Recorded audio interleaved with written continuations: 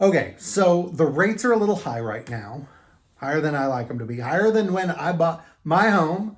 So I'm just gonna not move right now. I'm not gonna buy. I'm gonna wait, Joe. I'm gonna wait until rates come down, and then I'm gonna buy.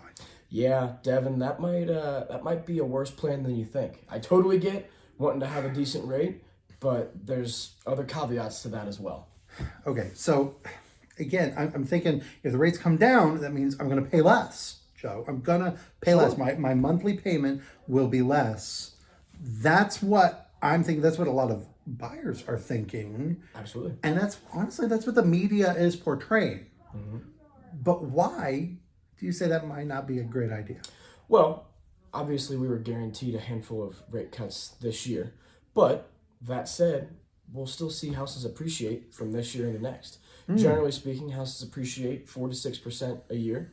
So let's kind of take a look at what some of those scenarios might look like. Looking at a $200,000 house this year, and we'll just say 7%. Obviously, rates fluctuate pretty frequently, but at 7%, your monthly payment on that, got my handy dandy notes here, your monthly principal and interest on that would be $1,264. $1,264. Now again, that's not taxes. That's not insurance. That's okay. Principal and interest. Principal and interest. Right. So your monthly payment will be more than that. Your escrow payment will be more than that. Right. But just based off of the rates, that's what we're looking at as principal. And that's 7-ish%. 7%. Give or take a little bit. Right. Okay. I don't want to do 1,200. I want rates to come down to 6.5%, maybe lower, but Sure. 6.5%, because then my payment's going to go down. Yeah, absolutely. And with the 2 rate cuts that we have planned in the near future, I think 0.5% is a fair estimate. It's doable. Who knows what the Fed will do? Right. If we had that crystal ball, we wouldn't be here. We'd be in Vegas, folks. Exactly. So assume that that 5%, 4 to 6% appreciation on a home. We'll just say 5, so we have some decent numbers to work with here. So that $200,000 home this year will likely be worth $210,000 next year.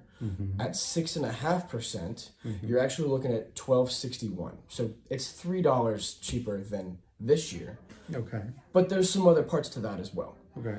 So I'm saving $3 by waiting a year. $3 by waiting a year. While I'm currently renting and making somebody else's mortgage payment and building their equity instead of building my own. But I'm saving $3 a year. Guys, that's a plain black coffee from Starbucks. Take it to the bank. Every month. Okay. So assuming that that's not worth it. Right. What's the real reason, though, why it still might not be a great idea to wait? Well, so let's take a look at what happened in 21. Gosh. I know. I remember 21. Yeah. So when you have lower rates, you have more competition, especially considering that people have been waiting to get back into this market. Like you may be saying you're going to do. I'm going to wait.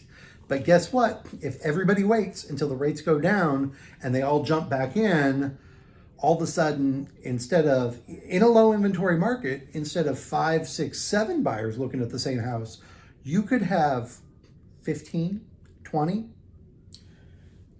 looking at the same house. And that translates to above asking price.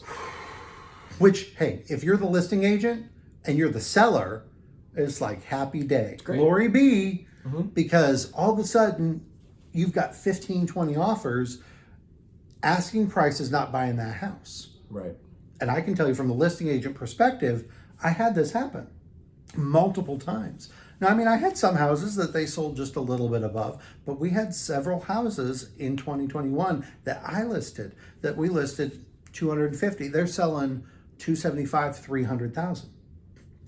So I'm getting a lower rate, but prices have already gone up. Appreciation just on their own. Now all of a sudden I'm in a more competitive market. There's more offers, so I've got to pay significantly over asking price to get my offer accepted.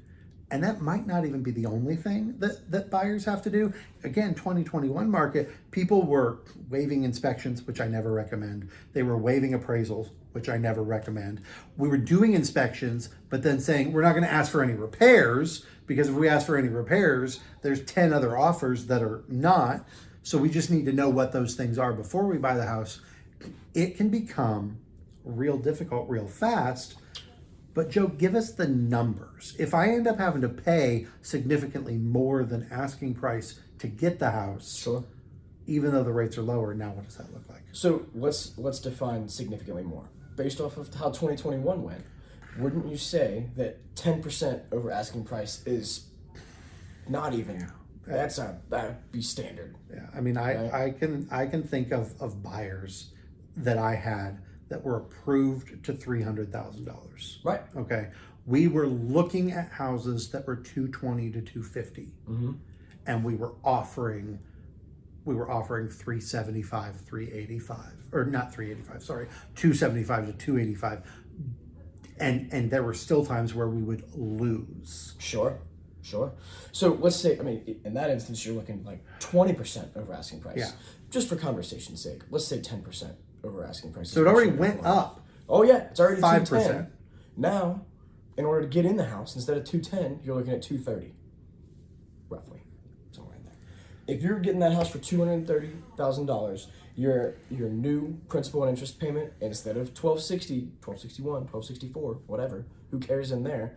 Now you're looking at $1,381 on principal and interest alone. Even though the interest rate is lower. Even though the interest rate is half a point lower. And that doesn't even account for the fact that instead of seeing 4 or 5, maybe 10 houses, we've got to see maybe 15, 20, 30 houses because they're going like that. You've got to maybe look at giving up seller concessions, so that's more money out of your pocket. You've got to look at doing an inspection but not asking for repairs. You've got to look at giving more post occupancy because the seller has to go find a house now too. Oh yeah. And the market, all of those things. Now, do we realistically think that the market will be as tight as it was in 2021? Hopefully not. Hopefully not. But will it get tighter in an already low inventory market if rates go down? And a lot of people say, well, I'm going to wait until rates go down to jump back in. The answer is almost undoubtedly yes. And that means you're going to end up in a situation where instead of the house being 210 a year later, you're looking at 215, 220, 230 to be able to buy that house. It's more money out of your pocket. Guys, the reality is this. If you can afford to buy and you want to buy, now's the time. Do it now and refinance. That's the deal. Exactly. Right there. So you get that house right now at $267 a month or whatever that was. $1,261. $1,261 a month. Live in it. You get the appreciation. You get the equity. Rates come down a year later and they're 6.5%. Maybe they're even lower. Refinance that house. You're going to lower your payment. Maybe, depending on the house you're able to buy, you've even got enough equity in it if you've done other improvements as well. Maybe you can cash out some of that equity, pay off some other debt. Yeah. Do another home improvement, something like that. It gives you so many more options where here's the reality. If you stay in the situation you're in right now, renting, 1 year from now, all you'll have done is pay 12 months of rent. Yeah. It's like throwing it out the window. Just put your money in a garbage can, light it on fire, get you a marshmallow, and roast it. That's what you're doing. Yeah. So, if you want to talk about your options, if you want to get serious about your home search, why don't you reach out to us, Devin Croner, Coldwell Banker. Go to therealestatepastor.com. My friend Joe. Joe Brandenburg, preferred rate. We're here to help you guys. Reach out. We're ready to go. Come on. Come on. Come on down.